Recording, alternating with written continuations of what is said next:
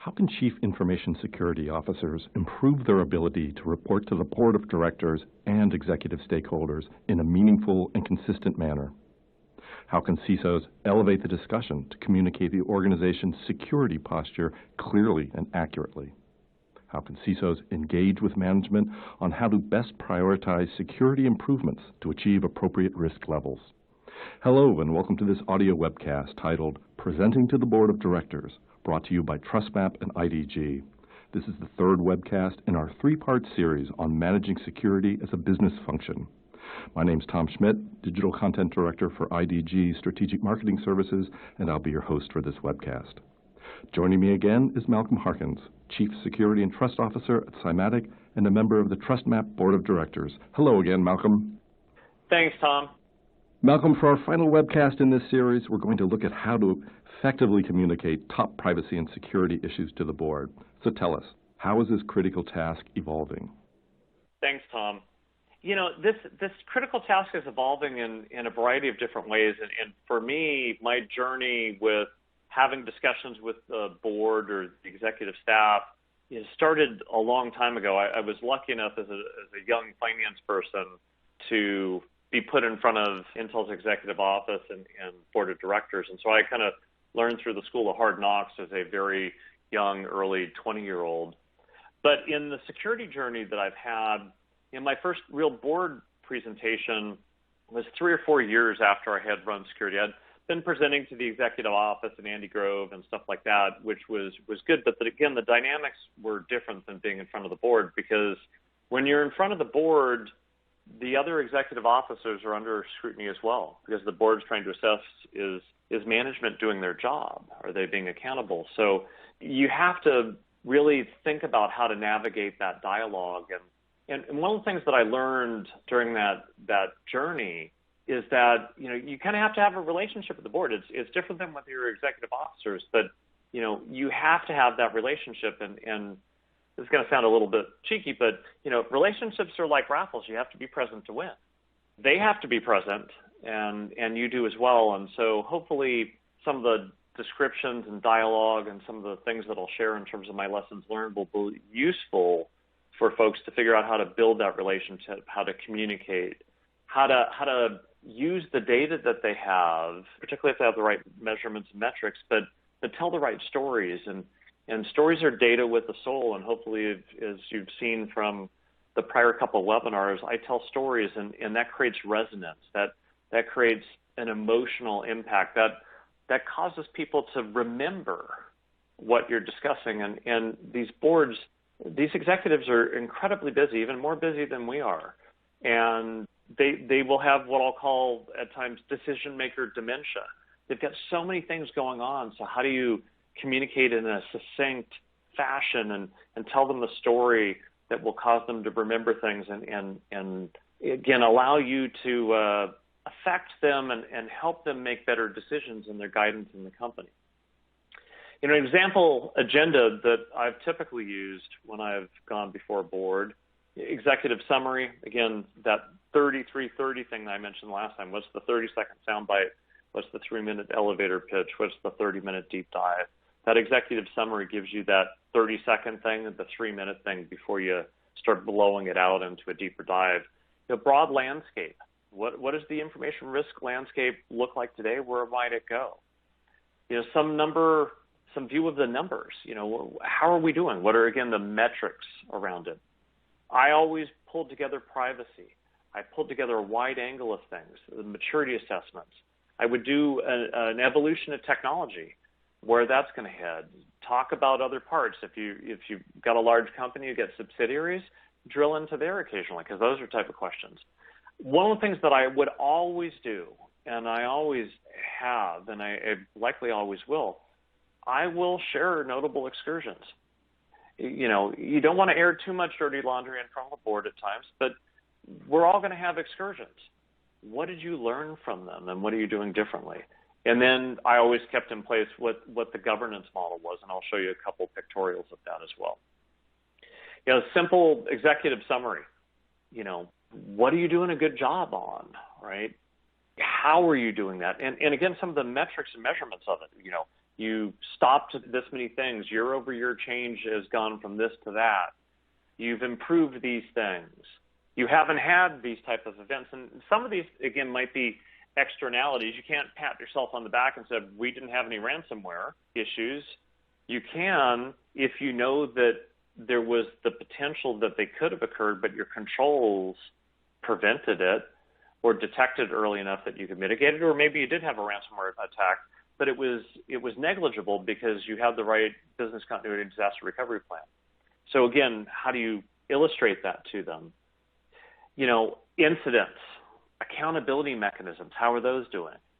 In some cases, I would show in more detailed metrics, how many permanent written warnings we had for certain things. And they weren't the things that you guys might be thinking of.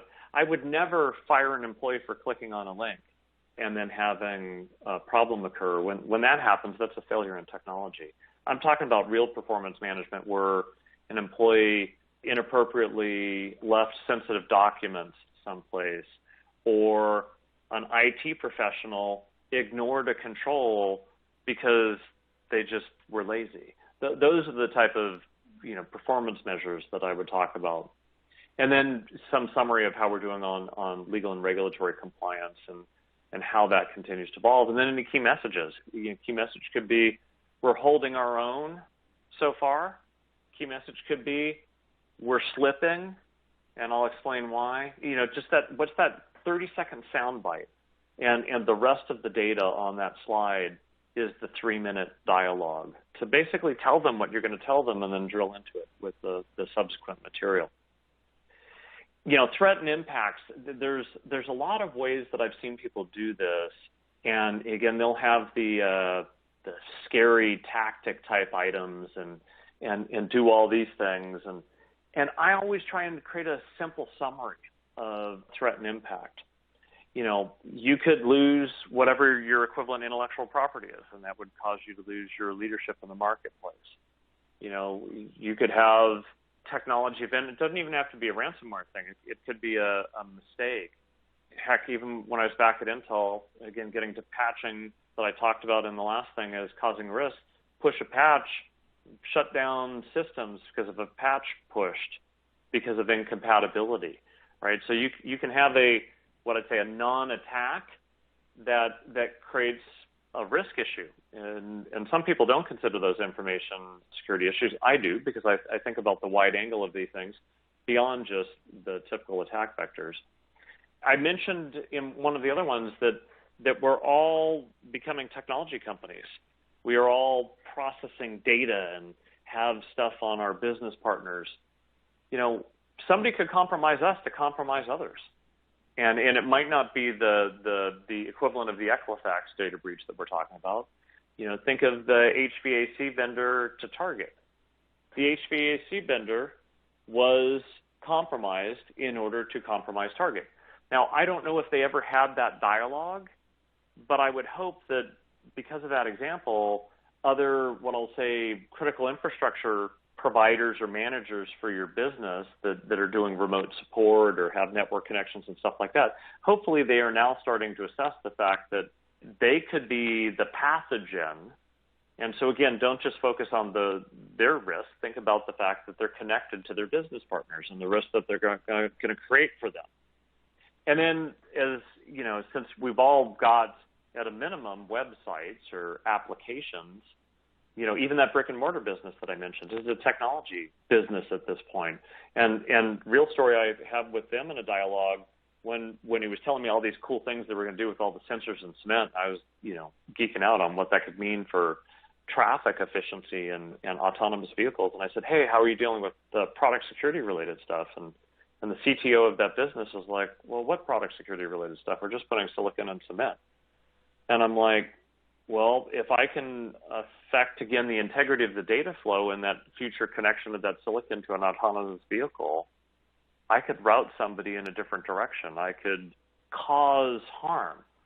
And they kind of, it's like, nah, that's kind of far-fetched. And I brought up the notion of the Boston bombing and the fact that, the cameras all around were able to help trace those individuals down. I go, next time somebody does perhaps wants to do that in the future state where we have autonomous vehicles and your technology and cement smashed up with that, and somebody doesn't want to go, be caught. Maybe they find a spot that doesn't have cameras and plant a kinetic device there. But if they can get into the systems and play with the integrity of that data flow, they can route traffic towards that physical event and then magnify the harm.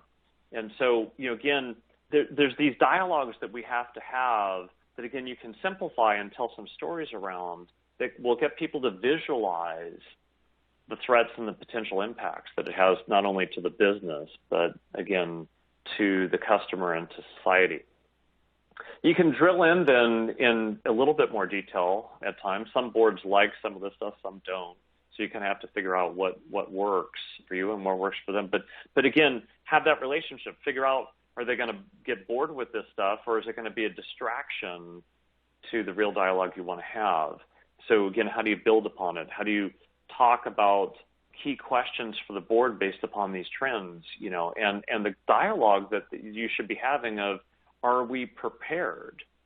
And sometimes asking questions of yourself, questions of the management team, and questions of the board is a good way to do it versus stating your own opinion. You could say, one of the things we need to grapple with, are we prepared for mobile malware? Are we prepared for the rootkits that are below the operating system? Are we prepared for some of these advanced evasion techniques? And to some extent we are, and to some extent we need to be better prepared in the future. And let me explain to you how. So that way you're opening up a dialogue and then hopefully getting them to converse with you in a way that allows you to give them a reasonable state of the state. And again, that will help you position things and to some extent be able to navigate those dialogues. The broader aspect of the geopolitical thing has certainly grown the past several years, post the view that Russia has meddled in our elections and stuff like that, post the Snowden disclosures of things. So you have all these geopolitical things that are going on as well, and they might affect some companies, they might not affect others, but if it has a potential to affect you or change your posture or things that you should be contemplating, again, you need to have this type of dialogue and talk about the regulations, the tension points that are occurring between privacy and security and the geopolitical angles of that. Most boards, particularly in larger companies, they have multinational experience. They sometimes are meeting with national and international leaders. Even if you have a regional company, they might be meeting with the governor's office, Congress, Senate, state assembly folks.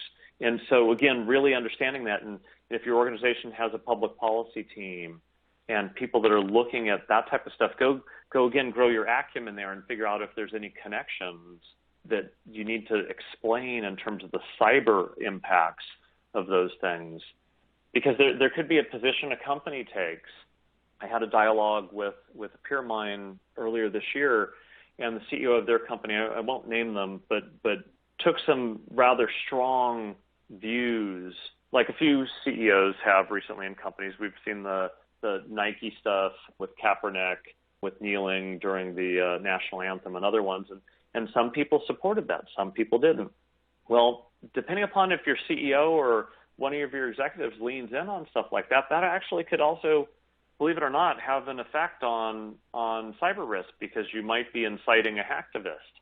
You might be irritating internal employees that might then disagree that could do some things. What if they're an IT employee?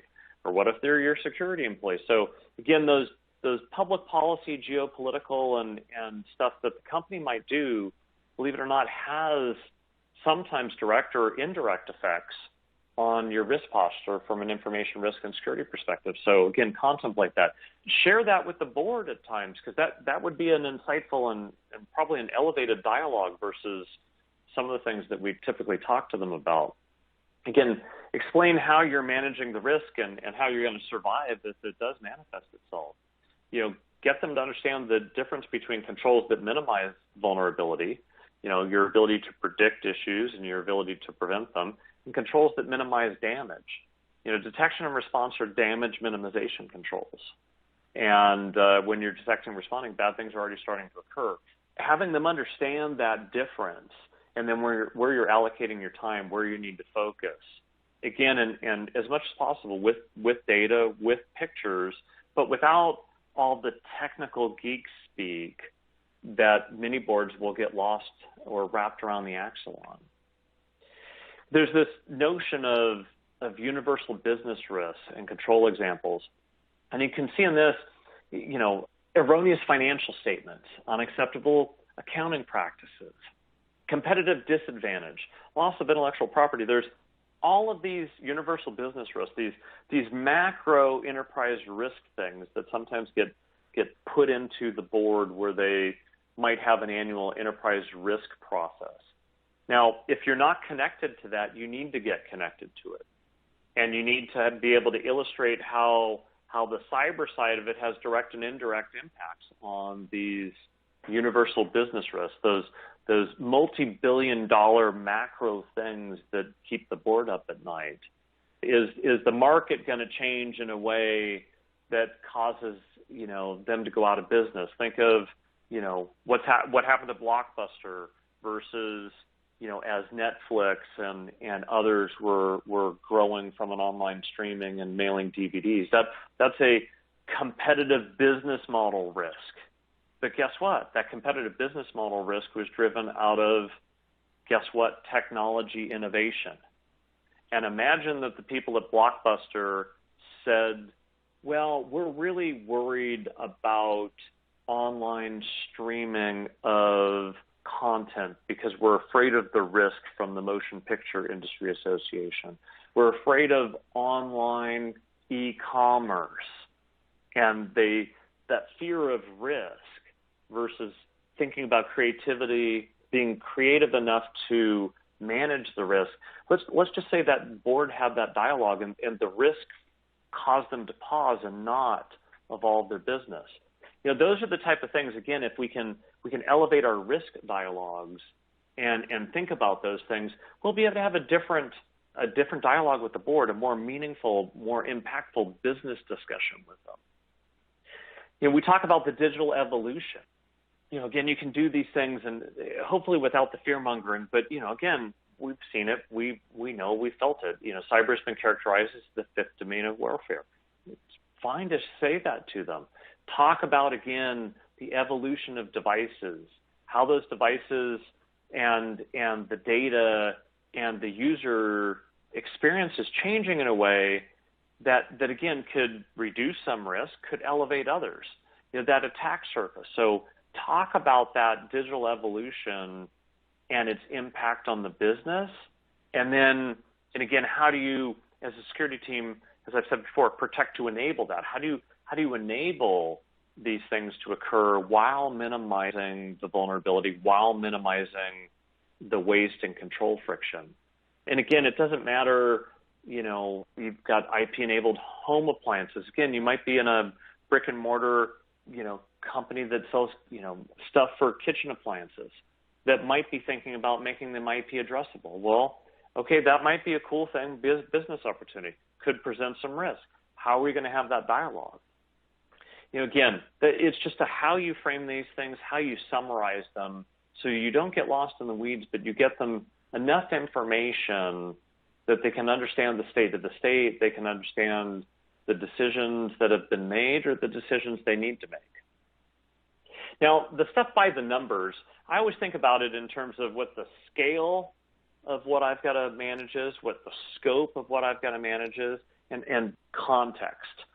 And I think, there's no, I'd say, perfect answer in terms of what metrics and what numbers you show them.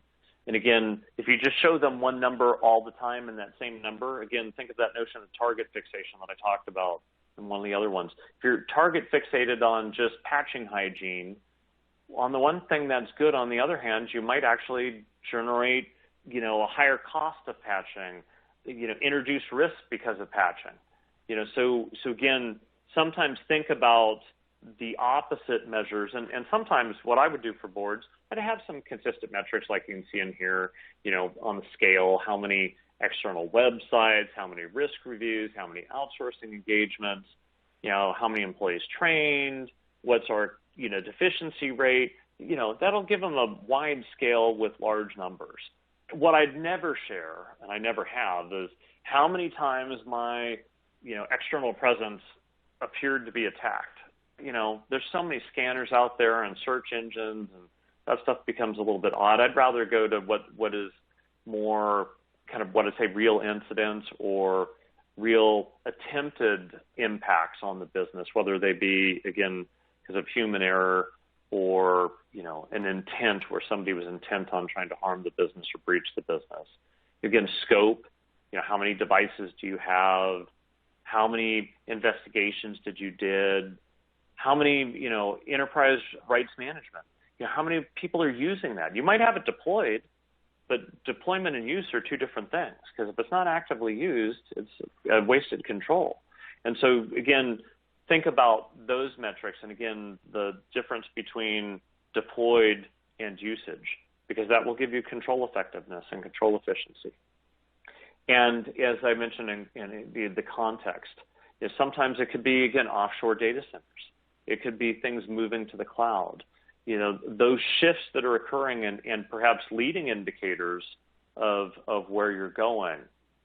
And you can put them all on page, you can put them in backup, but just talk to a couple of them and explain why you're talking about that particular one, but then pause and allow them the opportunity to question you on a particular metric or ask you why one doesn't exist and why you're not showing them something. And maybe you need to the next time. Maybe you've got it in backup and you have it off the tip of your tongue and you can provide them the answer. And this is where I think, for me, a great example of an enterprise risk assessment summary. It's one of the reasons why I joined TrustMap's board. The challenge that I've experienced, the challenge that I know many of my peers have, we haven't instrumented ourselves to really operationally see these things, measure them, and have them in real time, but also do it in an effective and efficient fashion.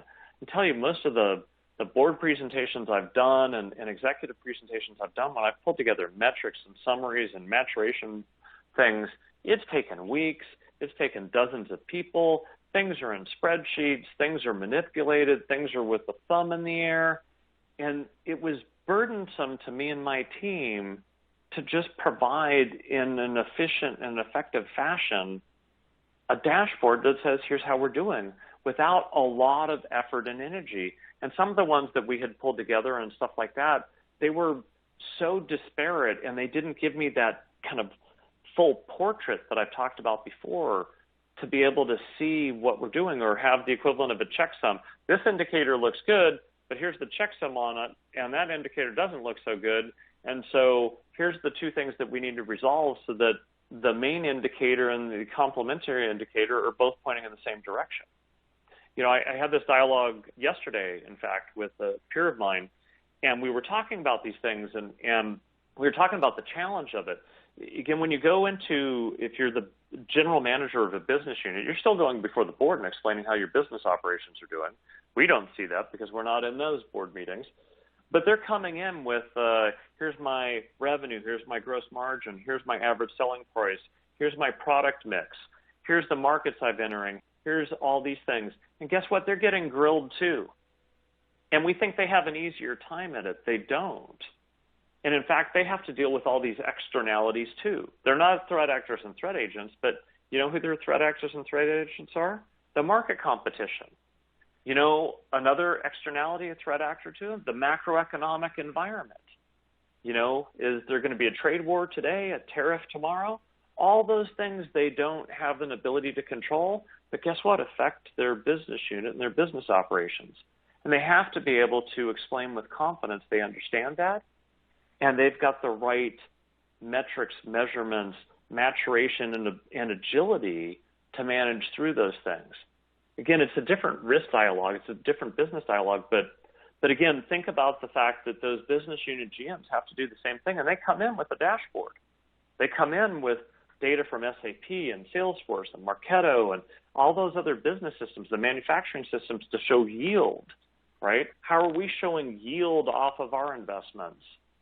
We're not. We've got to instrument that stuff with the right automation and the right simplification so that we can understand it, summarize it, and then, at some point probably provide a summary dashboard that our executives can log into routinely, in addition to us doing it so that we can drive the accountability. And beyond those metrics and measurements, you get the key control summary, right? And we're all familiar with yellow, red, green, but yellow, red, green I've been doing for years has always been guesswork versus more mathematically derived based upon instrumented data that we understand where it's coming from and we can drill down into. Because even in these yellow summaries, you could go down into a yellow summary and start drilling into it. This is the dialogue I was having yesterday with Pure for the NIST cybersecurity framework. It might look, yellow on the top, but as you drill in, there's a quarter of it that's green and it's totally perfect. And so you've got to focus on the drill down. Or you might have the thing that's summarized as green, but when you walk into the depth of the details, it gets a little bit murkier, and there's some aspects of things that are kind of not so great. So again, how do you have that temporal discussion? The top level indicator looks green, but let me drill you in and show where we're starting to have deterioration or the potential deterioration. And so my temporal notion of this green indicator, if we don't do these three things, it'll be yellow the next time I get here. That's a rich dialogue to have with data that would be useful for the board and the executive management. Again, talking about emerging technology risk areas, the cloud. Now, typical security view of the cloud is, okay, it's somebody else is managing, and I've got all these things to do, all this third-party risk, all that stuff, so on and so forth. Dialogue I had with a group of peers in May after I gave a talk, there was a group of peers that were on stage having a discussion around cloud migrations.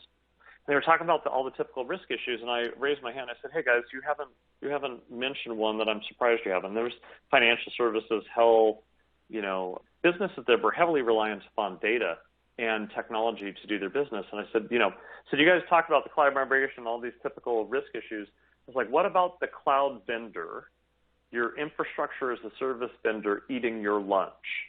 Because now they're hosting you, and now they are basically the infrastructure provider and the data provider for your business. What if that cloud vendor decides to compete with you? How have you thought about the competitive risk of that cloud vendor relative to your business? You could have heard a pin drop. Most of the security people in the audience didn't think about that because they were just thinking about IP loss, data protection, all those things. I'm like, look, guys, that is a systemic business risk that could occur with a migration to certain cloud vendors. And if you're not bringing it up in your dialogues with the executives, who is? So again, think beyond just the typical things we're doing and thinking about how these present other type of business opportunities or business risks. Privacy accountability. I'm a big privacy person. I think we need to do the same thing on the privacy side. It needs to be a joint discussion. If you don't own privacy, partner up with your chief privacy officer and have a holistic discussion, because security and privacy are inextricably linked. You can't have privacy without good security. But privacy also, has its own nuances and dimensions to manage, and security sometimes actually is less than kind to privacy and actually generates privacy risks. And we need to do a better job about that. So for me, every time somebody's asked me for an information security review, I always include privacy because they're inextricably linked. And again, you can do the same thing, talk about the executive oversight, the enforcement, the education, the metrics, the measurements, the policies. And again, this is just a different way to create a summary of some of that. Again, privacy operations. Just like security operations, there's privacy operations, risk assessments, notices, incidents. It's not just the security incident that created the privacy incident. There could be other privacy incidents, and I've seen some peers on the security side say, well, that's not a security issue because it wasn't a hack, it wasn't a certain thing, but again, a mistake, and configuration of a database that then allowed data to be intermingled that shouldn't have been because of GDPR or some other privacy law.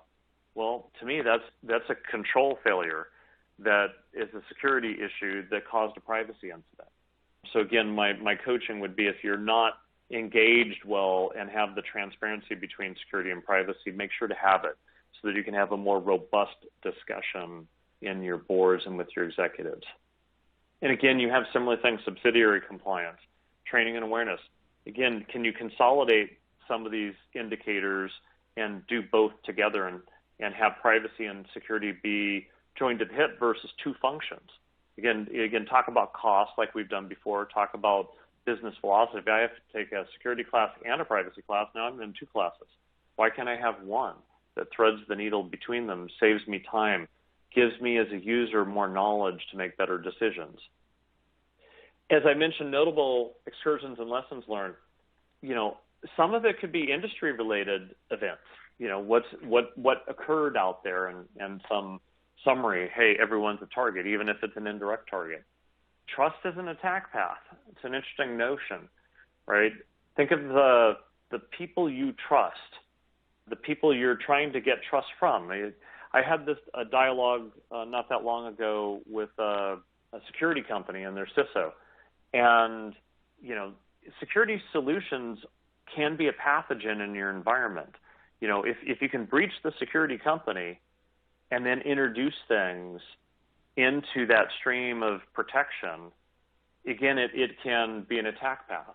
It could be, the HVAC vendor. So you have to think about that trust as a potential attack path.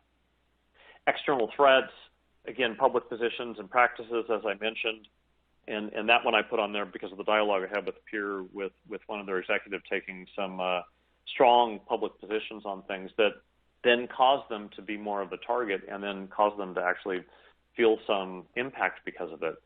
Exposed IP, right? How much of that was internal, third parties? Did you have a supplier who mishandled things? And the lawyers in the room might not like this, but guess who has sometimes some of the most sensitive data for all of our companies? The law firms that represent us. And attorney-client privilege isn't data protections. It's attorney-client privilege.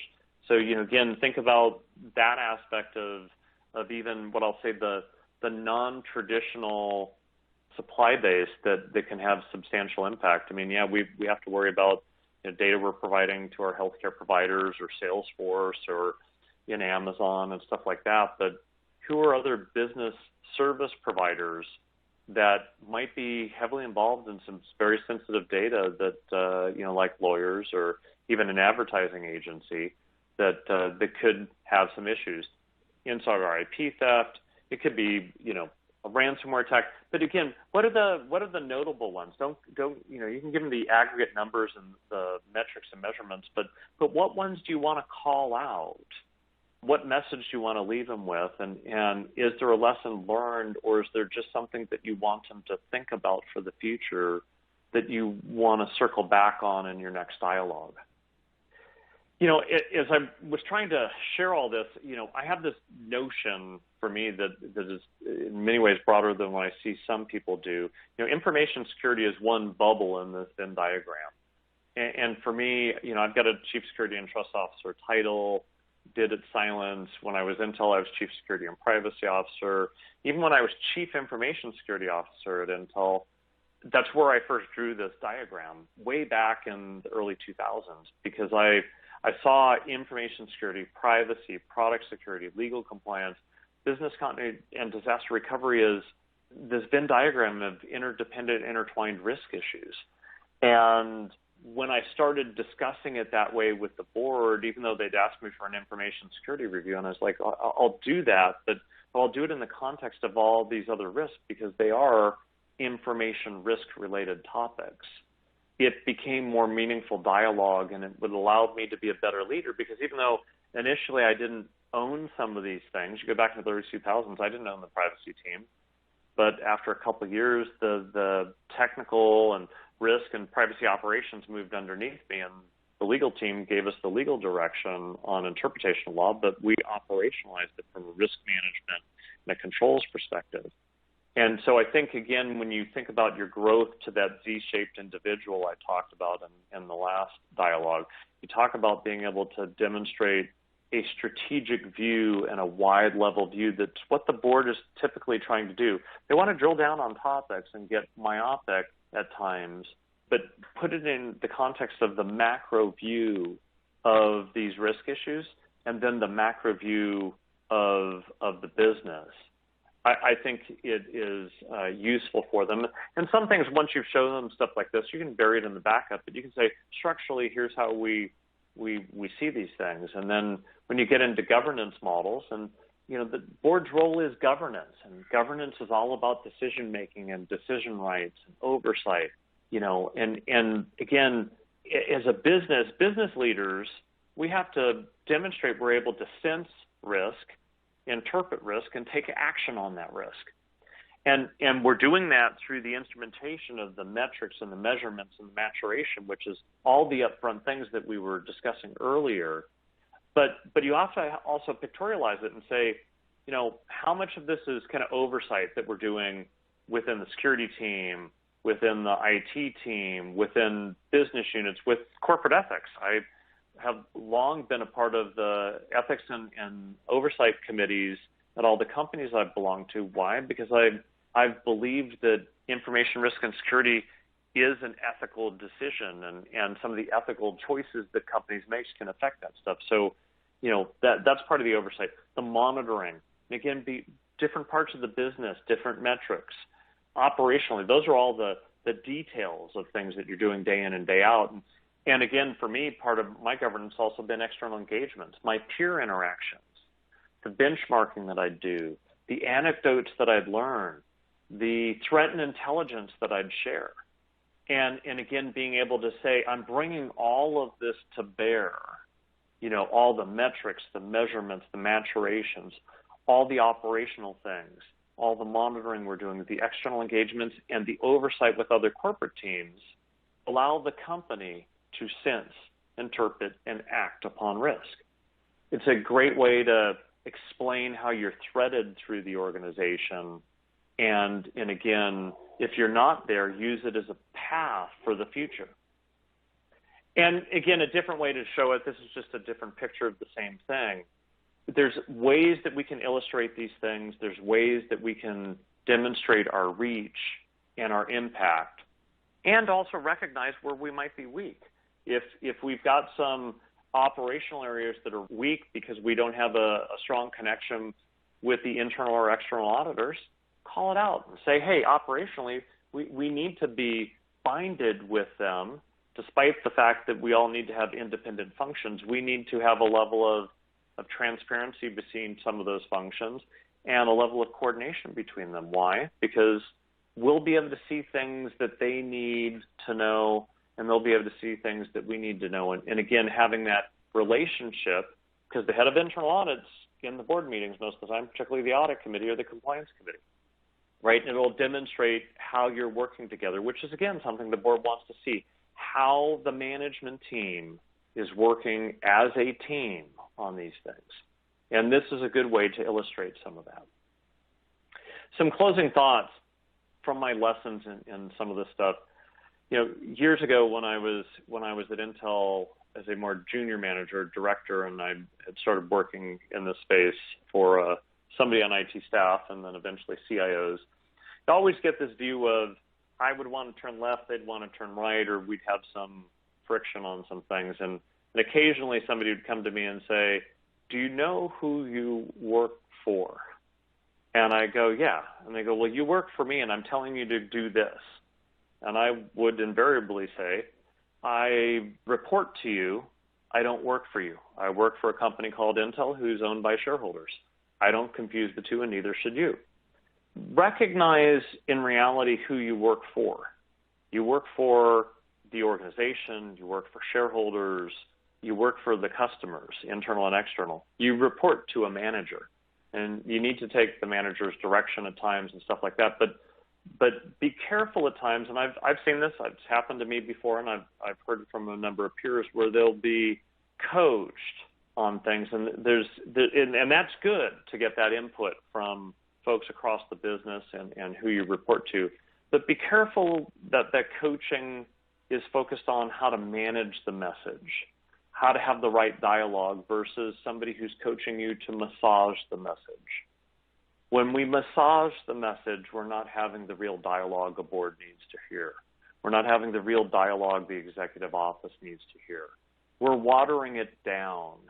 And if we water it down, we're not doing our job, in my opinion. We're not providing the real risk discussion that needs to be had. And sometimes it might put your career at risk, but we're in a risk job, and sometimes we have to do that. So think about that and just be careful of the slippery slopes of having somebody massage your message versus getting coaching on how to manage it. Again, characterizing consequence and impact. I've said this on the risk stuff enough, but I'll say it again. Characterize it to the organization, the shareholders, the customers, and society. There's different dimensions of all of that. You'll have a different dialogue on it. And I think, again, business unit leaders and sometimes the boards, they're so focused on the earnings announcement next week, next month. They're so focused on some other things, they sometimes lose sight of it. And then own your own accountability. Again, ask those high contrast questions. Expose the contours of risk. Deliver the message that needs to be heard. It might not be a pleasant one, but if it needs to be heard, you need to say it, because you need to figure out when to speak up, when to speak out, and again, recognize who you speak for based upon who you really work for. And then be accountable for the results, the risks and controls, the impacts. If risk manifests itself, don't declare yourself off limits from accountability. You're a part of the risk decision. Even if you were overruled, you own the risk. If somebody said, we're going to accept that risk and let it happen, well, your job then is to figure out how to make sure it doesn't bite your company in the ass too hard if it manifests itself.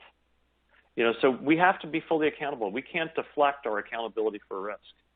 And I think if you do that in front of the board, you do it with the level of conviction, you do it with the level of strength of character, you'll be not only recognized for your effort, you're going to be rewarded for the results that you provide.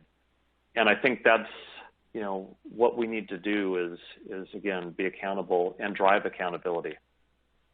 With that, thank you. Thanks, Malcolm. Great presentation and great closing thoughts. Well, that's about all the time we have for today's webcast. My thanks to Malcolm Harkins of Cymatic and TrustMap for sharing his insights and expertise with us today. For more information on this topic, be sure to click on the links in the resources section on your screen. Also, if you'd like to send a question to Malcolm, just type it into the Q&A box in your webcast console and press the submit button. We'll get back to you with an answer within a few days. We hope you've enjoyed this TrustMap IDG webcast series on managing security as a business function, and we strongly encourage you to view all three parts. For TrustMap and IDG, I'm Tom Schmidt.